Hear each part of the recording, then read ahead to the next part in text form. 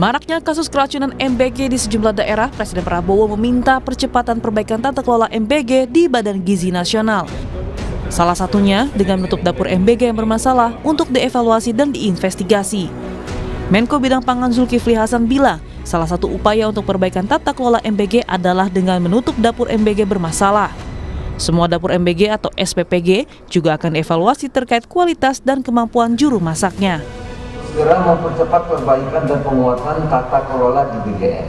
Tata kelola harus segera untuk dapat ditindaklanjuti. Pertama, SPPG yang bermasalah ditutup untuk sementara, dilakukan evaluasi dan investigasi. Salah satu evaluasi yang utama adalah mengenai kedisiplinan, kualitas, kemampuan juru masak tidak hanya di tempat yang terjadi, tapi di seluruh SPPG. Untuk memperkuat tata kelola Badan Gizi Nasional, sejumlah kementerian dan lembaga terkait saling berkoordinasi dan saling kontrol proses persiapan MBG, termasuk Kementerian Kesehatan yang akan ikut memeriksa proses persiapan mulai dari pemilihan bahan hingga distribusi. Sebelumnya, Wakil Kepala BGN Nanik SD yang mengingatkan sejumlah mitra untuk turut mengawasi pelaksanaan MBG, dirinya pun tidak mentolerir pemberian makanan yang tidak sesuai ketentuan. Sekali lagi, saya minta para mitra untuk ikut mengawasi dan bertanggung jawab. Saya juga tidak mentolerir bahan baku yang dipakai bila tidak fresh, karena kejadian di Bandung ini sungguh di luar nalar. Bagaimana bahan baku dalam kondisi tidak fresh, ayam dibeli di hari Sabtu, baru dimasak di hari Rabu. Guru Besar Pangan dan Gizi Institut Pertanian Bogor Ale Komsan bilang mengapresiasi langkah pemerintah atasi kasus keracunan MBG di sejumlah daerah. Salah satunya ialah pengawasan yang ketat hingga mitra dapur yang memiliki sertifikat layak higienis sanitasi atau SLHS. Meski begitu, perlu diperhatikan karena proses sertifikasi bisa memakan waktu. Saat ini saya kira SPPG bermasalah itu tentu saja yang mempunyai kasus-kasus keracunan. Tetapi nanti ketika pemerintah sudah mewajibkan SLHS, sertifikasi layak hygiene dan sanitasi, maka kita akan menemukan lagi mungkin ada dari 9.000 sekian SPPG itu mungkin ada yang belum memenuhi syarat SLHS tadi. Nah, oleh karena itu kalau sekarang ini kaitannya adalah dengan persoalan keracunan yang tentu saja langsung ditutup oleh pemerintah sementara bagi SPPG yang bermasalah tersebut. Nah, kalau kita lihat apa yang disampaikan Kementerian Kesehatan, nanti akan dilakukan SLHS oleh dinas-dinas kesehatan dan itu tentu saja memerlukan waktu. Karena proses SLHS itu memerlukan waktu bisa 1-2 minggu. Kini publik pun berharap pembenahan pelaksanaan makanan bergizi gratis layaknya diawasi ketat hingga tak lagi terulang kasus keracunan. Tim Liputan Kompas TV.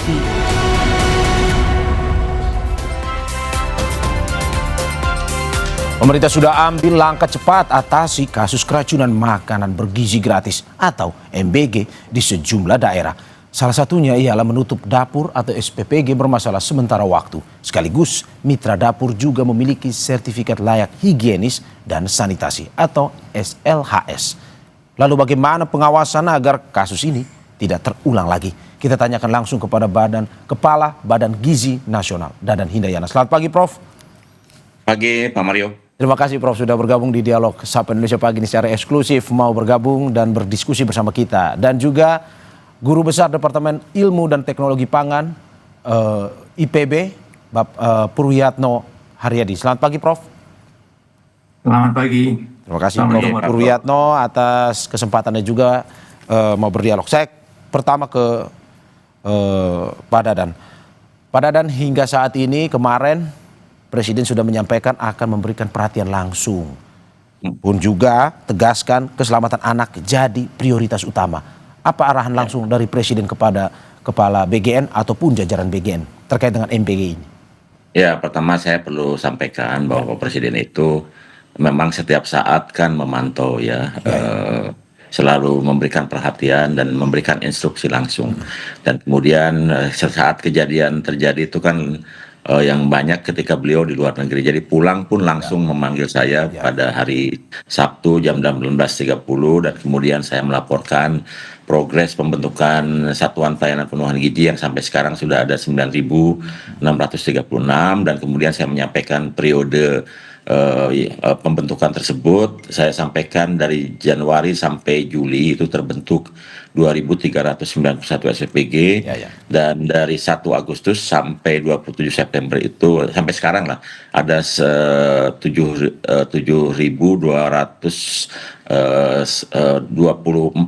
pada saat saya melaporkan itu. Dan kemudian kasus terjadi itu pada periode Januari sampai Juli 24 kasus, sementara pada 2 bulan terakhir ini 47 kasus. Jadi saya melaporkan terkait dengan hal tersebut dan Pak Presiden prihatin dengan kejadian tersebut dan menanyakan kira-kira apa sih penyebabnya. Kemudian saya sampaikan laporan-laporan kejadian itu karena pertama kan ini sejumlah 7.224 SPG baru yang dari pengalaman kami dulu kan memang untuk sampai pada tahap yang aman itu butuh waktu. Jadi ini perlu pengetatan lebih intensif di dalam hal penerapan SOP, terutama karena memang SDM kan butuh jam terbang yang kami baru selesai latih 3,5 bulan, butuh waktu penyesuaian dan sebagainya. Dan Pak Presiden kemudian memberikan instruksi agar tata kelola SPPG dilakukan dengan lebih ketat, SOP-nya diterapkan lebih ketat, dan kemudian memberikan saran terkait dengan faktor SDM di mana dari SPPG yang baik-baik ini kan banyak dipimpin oleh koki atau juru masak terlatih. Jadi beliau menyarankan kenapa tidak seluruh SPPG memiliki hal itu. Kemudian juga terkait dengan tes kit atau rapid test untuk produk hasil masakan sebelum diedarkan harus di rapid test dulu, dan ini sudah diterapkan di SPPG yang dibangun oleh Polri, dan ini Pak Presiden meminta agar itu juga segera dilaksanakan. Kemudian banyak kasus juga aspek dari sanitasi higienis terkait dengan air. Jadi beliau meminta pada saat mencuci food tray bisa dipakai alat sterilisasi yang murah, cepat, dan bisa membuat food tray tersebut higienis serta menggunakan air yang baik untuk masak. Jadi kami sudah instruksikan ke seluruh SPPG untuk masak menggunakan air galon, untuk mencuci pada saat menampung air harus dikasih saringan. Oke, Pak, apa yang disampaikan oleh Presiden ini kan sebenarnya adalah SOP yang sudah diberikan untuk dilakukan dari awal pelaksanaan MBG hingga saat ini. Apakah mungkin saja SOP ini tidak berlangsung secara baik, tidak berlangsung secara optimal selama ini, atau bagaimana? Ya, ada beberapa SPPG yang tidak menerapkan itu. Contoh yang di Cipongkor itu kan dari pemilihan bahan baku saja dia sudah menyalahi ketentuan. Harusnya kan maksimal H-2. Kemudian memasak itu paling cepat 1/2 karena kita menginginkan makanan itu tidak lebih dari 4 jam sampai ke penerima manfaat. Nah, mereka itu membelinya kalau nggak salah tuh Sabtu ya, dimasaknya Rabu, kemudian masaknya jam 9 malam gitu. Jadi karena ini SPPG baru juga ya. Dan kemudian karena punya target ingin melayani dalam jumlah banyak, sementara belum terbiasa, jadi mengantisipasi dengan masak lebih awal. Dan hari ini itu akan ada kurang lebih 600 SPPG baru, dan kami sudah koordinasikan mohon tidak memasak atau memberikan manfaat lebih dari 1.000 untuk pertama kali, karena mereka harus melakukannya bertahap.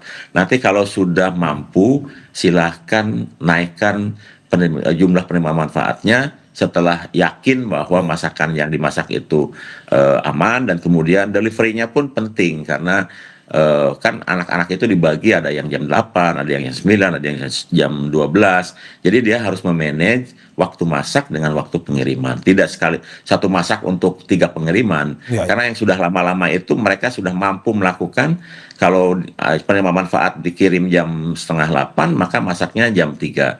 Kemudian yang dikirim jam 12, masaknya jam 6. Jadi tidak lebih dari itu. Tapi kan Pak, sebenarnya kan setiap SPPG pun ada pengawasnya juga. Apakah memang jika dilakukan, misalkan dimasak jauh hari, bahan dibeli 2 hari sebelumnya misalkan. Apakah memang ini pengawasnya tidak berjalan juga optimal, tidak mengawasi secara betul atau bagaimana akhirnya bisa seperti ini, Pak?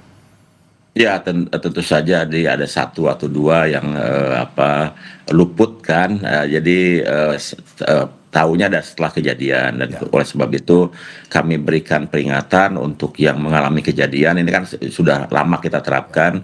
Kita stop dulu untuk sementara sambil melakukan evaluasi, sambil juga kemudian mitra ini berpikir bahwa kalau ini kejadian kan yang rugi mereka juga ya. Ketika stop itu kan mereka tidak kita berikan insentif dan investasi yang sudah mereka keluarkan pasti kan menjadi terganggu gitu. Jadi saya mengajak kepada terutama kepala SPPG, ahli gizi dan akunting ya yang merupakan pegawai BGN dan juga mitra yang membawahi relawan-relawan dan juga menjadi investor gitu di dalam program ini untuk sama-sama mengawasi agar semuanya aman karena concern dari Pak Presiden adalah keselamatan anak bangsa. Oke. Ya, kita ingin menghasilkan intervensi pemenuhan gizi untuk menghasilkan anak yang sehat, kuat, cerdas dan ceria.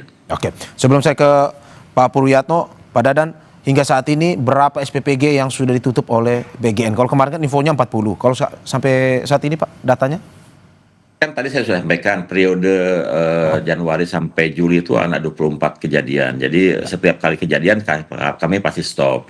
Periode Agustus sampai September ini ada 47 kejadian dan semuanya kami tutup sementara dengan lama waktu tergantung kejadian besarnya kejadian. Seperti di Bogor, di Cianjur kan besar kejadiannya, kami tutup lama ya, itu hampir sebulan lebih. Kalau yang lain-lain bisa seminggu, bisa 10 hari, tergantung dari hasil investigasi dan juga progres perbaikan yang dilakukan oleh SPPG yang bersangkutan. Oke, saya ke Pak Purwiyatno. Pak, bagaimana Anda melihat bahwa langkah BGN awalnya untuk menghentikan ini, tutup dulu nih SPPG yang bermasalah, sambil melakukan evaluasi secara menyeluruh. Sudah tepat menurut Anda? Iya, baik. Terima kasih. Selamat pagi. Assalamualaikum warahmatullahi wabarakatuh. Waalaikumsalam, Pak. Selamat pagi, Pak Dadan. Pagi, Pak Pur. Ya, menurut saya ini kan sekarang sudah kejadian, artinya sudah terjadi kasus ya, yang kemudian memang memerlukan tindakan ya. Nah, menurut saya tindakannya dalam hal ini sudah tepat karena tadi mencoba mengidentifikasi nantinya ya, melakukan investigasi apa penyebabnya, kalau bisa secara tuntas, artinya termasuk juga kalau ini disebabkan oleh bahaya apa gitu ya, bakteri misalnya, kalau bisa dilakukan investigasi secara menyeluruh sehingga kita bisa mengambil lesson learn ya, pelajaran yang bisa ditularkan nanti kepada SPPG yang lain ya. Tetapi menjawab pertanyaan tadi, ya menurut saya tepat karena itu kemudian harus ada evaluasi menyeluruh ya mengenai hal-hal yang berhubungan dengan persyaratan, apakah ada hal yang tidak diikuti dan seterusnya ya. Satu hal kalau saya boleh menambahkan juga adalah upaya-upaya pencegahan menurut saya terhadap yang belum ya, atau yang tidak ya, mudah-mudahan tidak mengalami permasalahan itu perlu dikuatkan untuk kedepannya. Itu aja catatan saya untuk sementara. Oke. Pak, ini ada pemberitaan dari Kompas juga mengambil sampel dari Labkesda Jabar. Ada bakteri-bakteri pembusuk ini dalam sampel MBG nih Pak Pur. Ada seperti Bacillus cereus, Salmonella dan beberapa bakteri lain. Kalau dari pengamatan Anda, mengapa pada akhirnya bakteri ini bisa berada dalam makanan tersebut? Apakah memang karena penyajiannya ataupun bahan bakunya yang mungkin sudah lama atau bagaimana sebenarnya? Ya, itu yang saya maksud dengan investigasi menyeluruh tadi ya. Tentunya kalau kita bicara peluangnya banyak sekali ya, sumbernya ya. Sumbernya itu bisa dari lingkungan itu bisa berupa bangunan, peralatan, kemudian fasilitas pendukung yang termasuk air dan seterusnya. Bisa juga dari manusia ya. Dari manusia yang menghandle atau penjamah. Tadi kan disebutkan oleh Pak Kepala BGN tentang peranan relawan ya. Relawan itu pada dasarnya kalau saya menangkapnya adalah penjamah makanan ya, yang perlu juga mempunyai pengetahuan dan skill tentang bagaimana penanganan pangan menurut prinsip-prinsip keamanan pangan yang baik ya. Itu perlu itu. Makanya tadi ketika dikatakan itu akan disertifikasi atau dicek lah ya persyaratan itu dengan menggunakan kriteria SLHS, menurut saya itu hal yang bagus ya, karena salah satu persyaratan dari SLHS itu antara lain adalah bahwa relawan tersebut atau penjamah makanan tersebut itu harus bersertifikat atau mempunyai skill yang berhubungan dengan food handling ya. Jadi sebagai food handler, penangan atau penjamah makan. Ini menjadi sangat penting itu untuk dilakukan ya. Selain sumber manusia juga bisa aja pada waktu transportasi ya, kemudian pada waktu makanan tersebut berada di sekolah ya. Makanya tadi poin-poin yang disampaikan oleh Kepala BGN perlu benar-benar dicek ya dan diawasi sedemikian rupa sehingga semua SOP itu dilakukan dengan baik, termasuk SOP sekolah. Prof Pur, berarti maksud Anda secara singkat bahwa harus dari bukan hanya bahan baku, tapi kebersihan orang-orang yang mengelola itu ya, terus juga bahan baku hingga pada akhirnya nanti makanan diantarkan ke sekolah. Ini perlu pengawasan yang lebih lengkap dan lebih ketat ya? Ya semuanya kan sebetulnya kan mulainya tentunya dari bahan baku ya. Tapi itu semua dilakukan di dapur kan ya, SPBG. Sampai akhirnya pemorsian, kemudian itu selesai, dan setelah itu ada segmen kedua adalah transportasi di kendaraan itu sendiri ya. Bagaimana suhunya, bagaimana kebersihannya dan seterusnya. Kemudian segmen yang terakhir, yang ketiga adalah ketika dia ada di sekolah. Bagaimana dia simpan dan nanti bagaimana dia dikonsumsi. Semuanya perlu ada SOP dan ada investigasi yang baik. Oke, saya ke Pak Dadan kembali. Pak Dadan, beberapa hari lalu, tepatnya di tanggal 26 itu BGN pemerintah meminta maaf atas kejadian ini. Yang ingin saya tanyakan, apa sebenarnya poin minta maaf ini? Apakah memang terkait dengan keracunan yang terjadi ini, atau yang kedua mungkin saja terkait dengan keseluruhan dari proses pengelolaan MBG yang mungkin masih belum optimal hingga saat ini? Ya, terutama sebetulnya terkait dengan berbagai kejadian yang tidak kami harapkan, karena sebetulnya tujuan makan bergizi kan untuk intervensi pemenuhan gizi, untuk meningkatkan kualitas SDM, menghasilkan SDM yang sehat, kuat, cerdas, dan ceria. Dan ada kejadian, itu artinya kan masih ada hal yang harus kami perbaiki. Oleh sebab itu kenapa Pak Presiden kemudian manggil secara khusus, memberikan instruksi-instruksi terkait dengan perbaikan-perbaikan yang harus dilakukan. Ya, oke. Dan selanjutnya bagaimana dengan nasib anak-anak yang sampai saat ini Pak Dadan, kalau kita baca baik itu di media mainstream maupun media sosial, banyak yang akhirnya trauma atas kejadian ini dengan yang kejadian keracunan ini. Apa langkah dari pemerintah ke depan? Tapi sebelum Pak Dadan menjawab, kita saksikan usai jeda berikut. Terima kasih masih di Sapa Indonesia Pagi, saudara, bersama saya Maria Sarong dan narasumber saya Kepala Badan Gizi Nasional Dadan Hindayana dan juga Guru Besar Departemen Ilmu dan Teknologi Pangan IPB Purwiyatno Haryadi. Saya kembali ke Pak Dadan kembali. Pak Dadan, bagaimana Anda melihat bahwa ada beberapa orang tua pun juga korban anak ini yang trauma dengan kejadian keracunan ini? Apa yang akan BGN lakukan? Apakah tetap mungkin saja memberikan MBG tetap kepada mereka, atau ada evaluasi lain dari BGN? Ya, seperti yang sudah saya sampaikan, setiap kali ada kejadian kan pasti ada yang tersakiti ya, kemudian ada orang tua yang khawatir, dan ada kepercayaan publik yang tergores. Dan oleh sebab itu salah satu langkah menyetop SPG yang bermasalah itu adalah salah satunya untuk mitigasi trauma yang muncul dari penerima manfaat. Jadi selain perbaikan seluruh aspek pengelolaan SPG, mereka pun harus mampu memberikan mitigasi dan mengembalikan kepercayaan dari penerima manfaat yang mengalami. Jadi itu pasti butuh waktu, ya, butuh waktu. Jadi kalau masih trauma dan itu tidak perlu dipaksakan, tapi kalau mereka sudah bersedia kembali menerima manfaat makan bergizi, tentu saja kami sangat mengharapkan itu terjadi. Oke, Pak, termasuk juga bagaimana dengan biaya rumah sakit nih, Pak? Karena terakhir ada pemberitaan ya sampai ratusan juta jumlah total biaya rumah sakit yang harus untuk merawat para korban ini. Dari tanggungan biaya sendiri apakah memang diserahkan kepada korban ataupun diselesaikan semua oleh negara, Pak? Ya gini, ada dua kejadian, bukan kejadian, dua hal yang sudah dilakukan ketika pemerintah daerah menetapkan KLB atau kejadian luar biasa, itu biasanya seluruh biaya ditanggung oleh Pemda melalui BPJS ya. Nah itu kenapa Pemda menetapkan KLB. Tapi kemudian jika Pemda tidak menetapkan KLB seperti misalnya di Banggai kemudian di Bengkulu, dimanapun itu seluruh biayanya Badan Gizi Nasional yang menanggung. Oke, berarti kalau KLB ditanggung oleh BPJS, tapi kalau tidak KLB ditanggung oleh BGN ya Pak ya? Ya, kami sangat tergantung bagaimana hal terjadi di lapangan. Jadi ketika itu memang harus ditanggung oleh BGN, itu semuanya kita tanggung.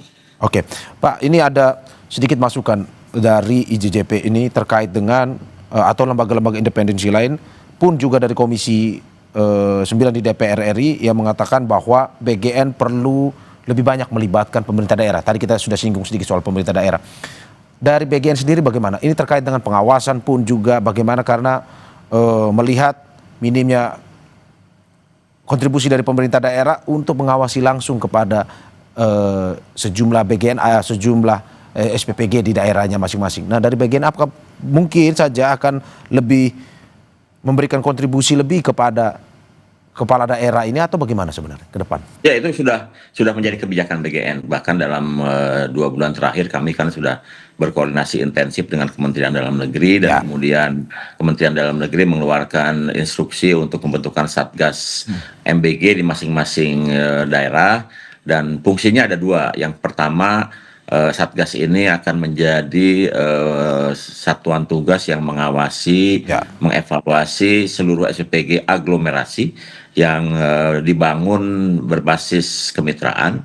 Yang kedua, Satgas ini juga bertugas untuk menentukan SPPG terpencil yang itu tidak berbasis kemitraan dengan investor tapi juga dengan pemerintah daerah, di mana pendaftaran dan penentuan titik untuk SPPG terpencil itu diserahkan ke Pemda dan kami kemudian akan koordinasi dan seluruh kegiatan tentu saja kita akan lakukan dengan pemerintah daerah dan kegiatan itu juga sudah kami mulai ya tour ya seperti misalnya waktu hari Selasa kemarin kan saya ke Sulawesi Tengah itu dalam kaitan untuk mengefektifkan satuan tugas. Pagi ini jam 10 saya dengan Gubernur Jawa Barat, sebelumnya saya sudah dengan Gubernur Tangerang ya. Dan juga dengan Sumatera Utara itu kan sudah kami lakukan. Jadi satuan tugas ini tinggal kita optimalkan, tinggal kita percepat tugasnya dan mekanismenya sudah kami atur dengan Kementerian Dalam Negeri. Dan bahkan pagi ini juga ada rapat koordinasi di Kementerian Dalam Negeri dan dihadiri juga oleh Kementerian Kesehatan, juga oleh Badan Gizi Nasional. Oke, saya ke Prof. Pur. Prof, bagaimana Anda melihat ini lebih spesifik makanan seperti apa untuk menghindari terjadi keracunan ini? Makanan seperti apa yang mungkin saja bisa disajikan oleh SPPG ini agar mungkin bisa tahan lama ataupun juga tapi tidak menghilangkan kadar gizinya untuk anak-anak? Iya, terima kasih. Ya, menurut saya ini sangat penting ya sebetulnya. Karena apa? Karena sebetulnya makanan siap saji itu dari awal sudah ditengarai sebagai salah satu jenis makanan yang risikonya tinggi dalam hal keracunan ya. Data dari Indonesia dan juga data secara global menunjukkan bahwa makan siap saji inilah yang rentan untuk bisa menyebabkan keracunan itu. Jadi kehati-hatian itu menjadi sangat penting sih. Makanya tadi saya mengatakan pentingnya prevention. Antara lain memastikan berbagai persyaratan tadi ya. Nah untuk itu ya maka perlu itu misalnya saja ya jenis-jenis apa yang mungkin sesuai dengan kondisi Indonesia terutama yang tropis ya suhunya tinggi lembab dan seterusnya itu ya. Maka itu menurut saya implementasi aplikasi teknologi yang menurut saya perlu dipertimbangkan oleh Pak Dadan ini. Saya tahu misalnya saja dikatakan ya, paling tidak yang saya lihat di televisi Pak Dadan yang mengatakan bahwa tidak akan menggunakan makanan pabrikan gitu ya. Menurut saya sebetulnya kriteria apa yang digunakan untuk itu perlu juga direvisi karena susu misalnya ya, susu itu pabrikan ya, dan menurut saya itu justru dari sisi food safety sangat bagus ya. Nah jadi pangan-pangan apa yang tidak termasuk dalam kategori kalau ilmiahnya itu adalah potentially hazardous ya. Itu apa aja? Nah itu perlu diidentifikasi ya, termasuk misalnya menghindari buah potong misalnya kalau bisa ya, mungkin buah-buahan yang utuh ya, jeruk kemudian yang lain sebagainya lah ya, yang tidak perlu dikupas dan dipotong, itu salah satu. Demikian juga hal yang berhubungan dengan lauk dan seterusnya, terutama untuk daerah-daerah yang tadi terpencil, barangkali perlu ada pertimbangan apakah bisa prepackage ya, menu ya, prepackage menu yang disterilisasikan dan seterusnya. Tadi saya dengar ompreng itu bagaimana bisa disterilisasikan dengan baik, kering sedemikian rupa sehingga tidak menjadi sumber kontaminan justru. Karena kontaminasi silang itu adalah salah satu penyebab biasanya. Nah itu harus diidentifikasi. Banyak sih yang hanya waktunya batas ya. Oke, Pak. Ya, tadi kita sudah sempat berbicara menyampaikan terkait dengan apa yang disampaikan oleh Pak Dadan bahwa hari ini akan ada rapat bersama Kemendagri dengan kepala daerah terkait dengan tata kelola MBG. Untuk kita tahan sebentar Bapak-bapak, kita akan langsung melihat bagaimana jalannya ataupun rapat evaluasi bersama Mendagri dan juga kepala daerah ini langsung bersama jurnalis kita yang sudah berada di lapangan. Ada Benediktus Aditya di sana. BNS, selamat pagi. Bagaimana rapat dari Mendagri bersama kepala daerah untuk dalam rangka memperbaiki tata kelola MBG ini? Apakah sudah berlangsung dan apa saja yang akan dibahas dari informasi yang Anda dapatkan? Ya, selamat pagi Mario. Memang kalau dari informasi yang kami terima, rapat sendiri akan dilaksanakan pada pukul 8.00 waktu Indonesia Barat. Namun hingga saat ini kami masih belum menerima informasinya. Tapi tadi ketika kami konfirmasi kepada penerangan Kementerian Dalam Negeri, begitu memang rapat ini akan dilaksanakan secara daring. Ini artinya memang kepala daerah di masing-masing wilayah ini bisa melaksanakannya di tempatnya begitu ya, sehingga tidak perlu ke lingkungan Kementerian Dalam Negeri di Jakarta. Kemudian juga tidak hanya kepala daerah, informasinya memang ini juga melibatkan dinas kesehatan di masing-masing wilayah. Karena memang fokus dari pembicaraan rapat pada pagi hari ini adalah terkait dengan penanganan kasus atau naiknya angka keracunan pada program makan bergizi gratis. Selain itu juga membicarakan soal tata kelola pada program makan bergizi gratis. Nah, memang saya catat Mario, ada 6 hal yang akan dibicarakan, tapi saya coba untuk rangkum menjadi 3 hal. Yang pertama terkait dengan akan ditutupnya dapur atau SPPG yang ditemukan adanya kasus atau angka keracunan, sehingga memang kedepannya ini akan diberhentikan sementara bagi dapur yang memiliki angka atau kasus keracunan untuk nantinya dievaluasi lagi secara berkala adakah kesalahan dalam pelaksanaan atau prosedurnya begitu.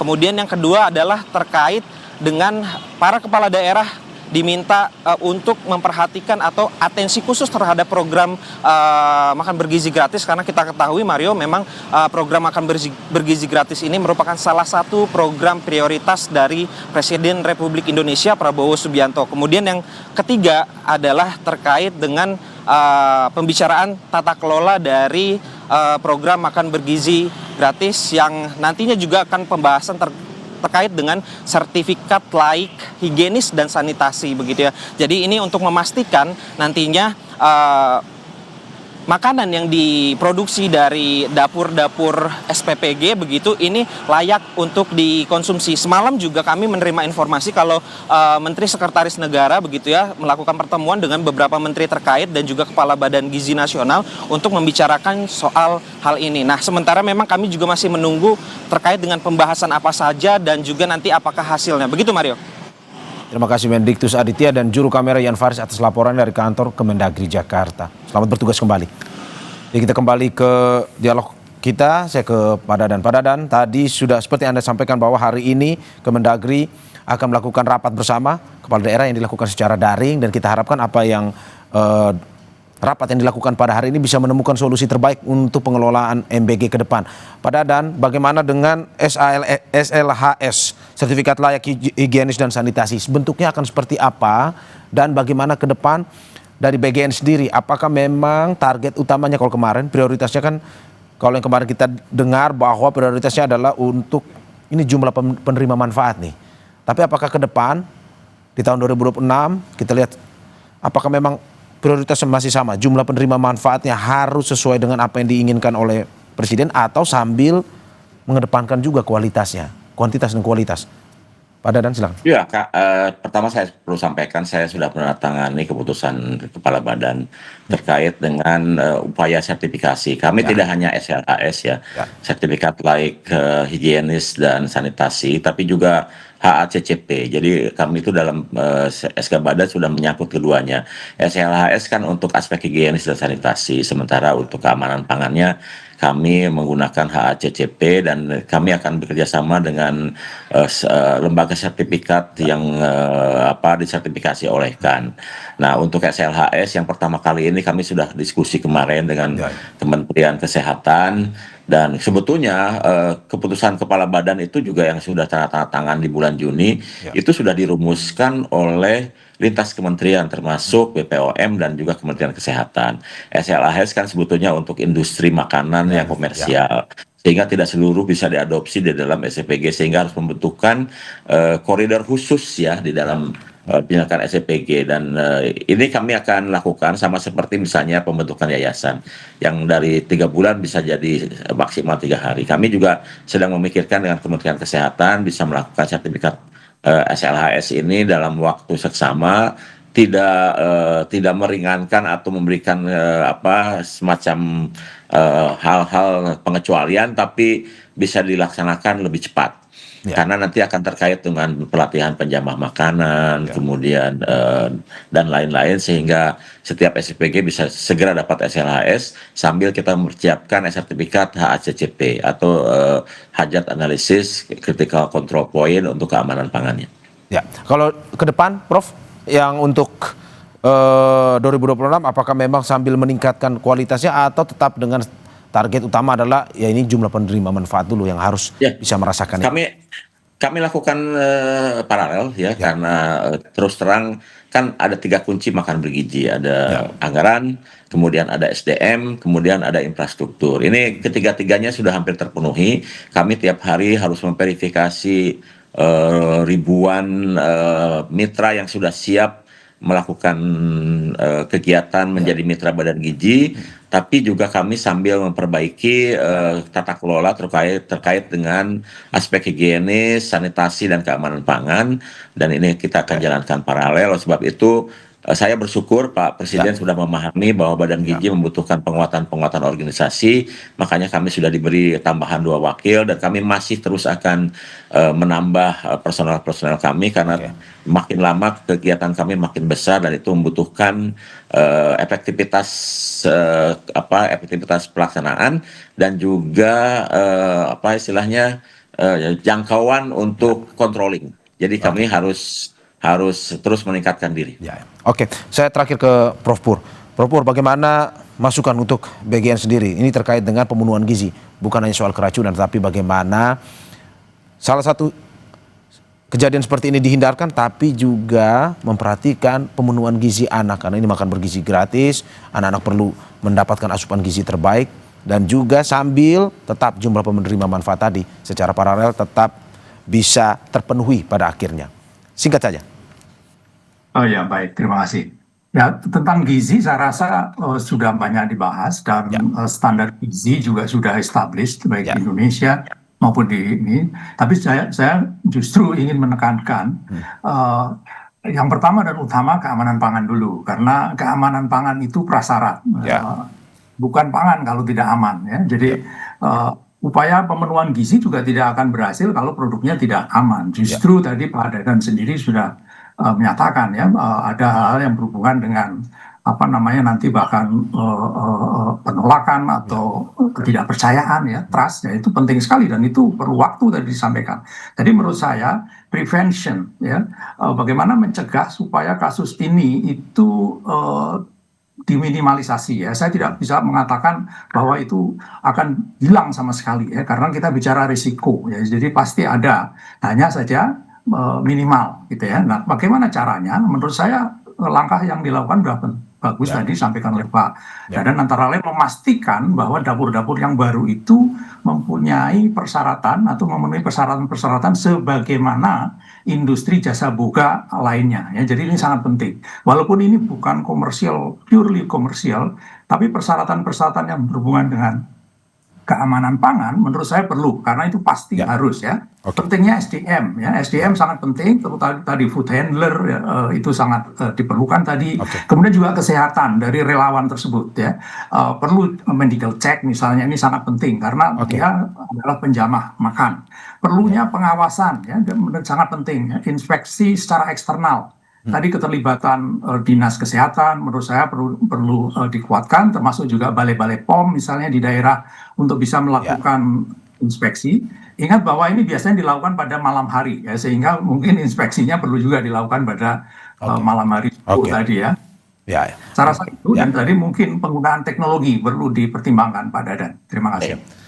Dan kita harapkan apa yang disampaikan ini bisa memberikan masukan kepada WGN, evaluasi dan evaluasi terus dilakukan sehingga ya Pak, kita sangat berharap bahwa saya menyampaikan terkait dengan penggunaan teknologi. Boleh silakan. Kami sebetulnya sudah memikirkan adanya teknologi freeze drying, kemudian vakum, kemudian iradiasi. Itu tiga teknologi yang sebetulnya sudah kami pertimbangkan untuk hadir di SPPG karena kita membutuhkan inovasi inovasi bentuk pangan yang kualitas nutrisinya bagus tapi bisa lebih awet. Jadi 3 teknologi sedang kami pikirkan, yaitu freeze drying, kemudian vakum dan juga iradiasi.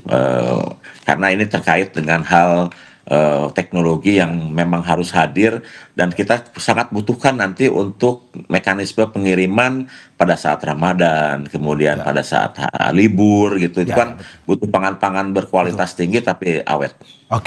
Ya semoga dengan apa yang disampaikan Pak Dadan, penambahan teknologi ini menambah, ini sekaligus evaluasi juga, menambah optimal pelaksanaan makan bergizi gratis ini, karena ya Pak, kita tidak bisa pungkiri bahwa banyak anak yang memang juga berharap, terutama di daerah-daerah terpencil, 3T itu yang membutuhkan uluran tangan pemerintah melalui makan bergizi gratis. Tetapi memang evaluasi perlu dilakukan sehingga lebih baik lagi, lebih optimal lagi MBG ini. Terima kasih Kepala Badan Gizi Nasional Dadan Hindayana dan juga Guru Besar Departemen Ilmu dan Teknologi Pangan IPB Purwiyatno Haryadi. Terima kasih Bapak-Bapak, sehat-sehat selalu. Terima kasih.